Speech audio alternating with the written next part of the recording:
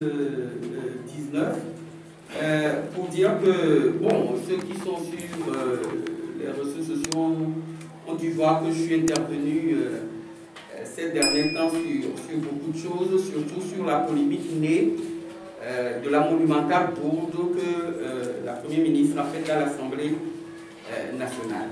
Mais ceci dit, ce n'est pas parce que la Première ministre a fait une bourde qu'il faut laisser les populations dans les délires que on voit sur les réseaux sociaux et tout le reste, mettant en cause même la sécurité.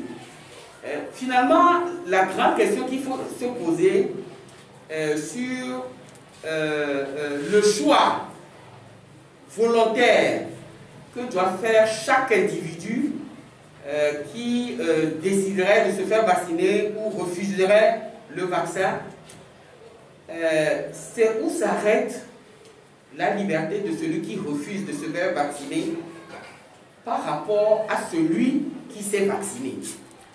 Dans une période de pandémie où vous voyez, vous êtes témoin, parce que le président national a dit tout à l'heure, nous gérons une collectivité locale et nous faisons partie du système un peu de riposte en ce qui nous concerne de la Covid-19. Et nous voyons ce qui se passe. Lorsque vous êtes témoin de la mort de deux frères, deux sœurs, de même père, même mère, comme on dit chez nous, 4 personnes qui décèdent dans une même famille de la Covid-19. Lorsque vous voyez, lorsque vous-même, vous avez été atteint de cette maladie et que vous avez été sauvé de la maladie par justesse et autres, vous ne pouvez pas vous asseoir sur une bourde de la Première ministre à l'Assemblée nationale qui dit que le vaccin a coûté 20 milliards. La population togolaise n'a rien à faire du montant du vaccin. Ça, c'est pas son problème. Le problème de la population, c'est d'avoir la santé, c'est qu'on règle son problème, le problème auquel elle est confrontée, la Covid-19, et que ça soit 20 milliards ou 100 milliards, ce n'est pas le problème, c'est la responsabilité du gouvernement de protéger la population. Et donc, à l'Assemblée nationale, ce n'était pas le coût de la vaccination qui était le problème.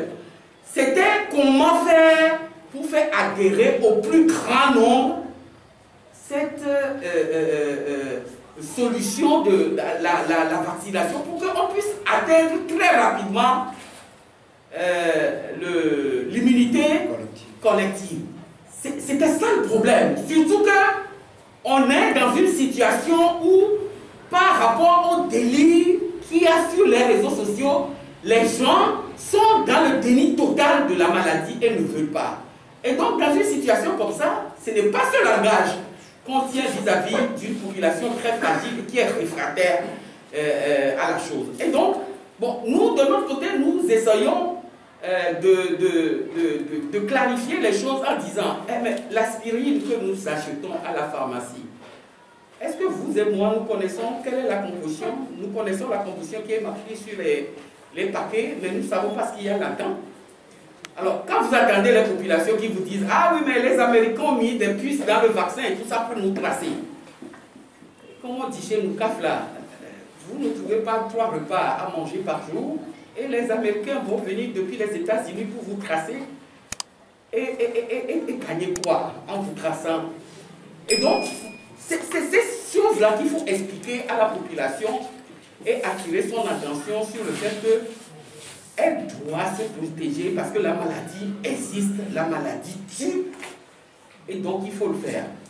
Et donc, c'est ça notre position. Moi, je crois que au niveau de la ANC, tous les responsables se sont fait vacciner parce que c'est la solution que nous avons pour le moment. Nous n'avons pas d'autre. Et donc, il y a eu d'autres pandémies aussi avant la Covid-19, et puis il y a eu le choléra, la fièvre jaune, etc. et autres.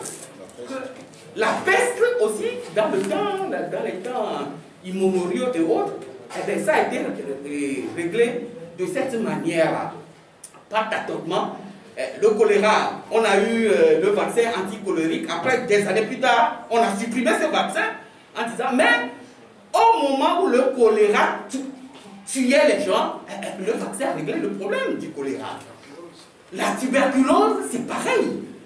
Et donc, c'est cela qu'il faut expliquer aux populations en leur disant que tant qu'en Afrique, nous ne prendrons pas nos responsabilités pour faire nos recherches nous-mêmes, nous en sommes encore loin, puisque nous sommes encore en dictature, 4 mandats, on en a parlé tout à l'heure et autres, les recherches et autres, nous ne passons pas, et nous serons dépendants de ce que nous dirons l'OMS et tout le reste, et ce que les recherches des pays développés nous offriront pour régler les problèmes qui se posent à nous.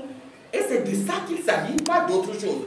Ne considérons pas le bon tour du Premier ministre qui, tout au haut de son pouvoir, croit pouvoir s'adresser à n'importe quoi et autres et tout ça. Non, c'est la santé et il s'agit de prendre chacun sa responsabilité et sa liberté, c'est vrai, mais par rapport à la liberté des autres. Merci. Merci.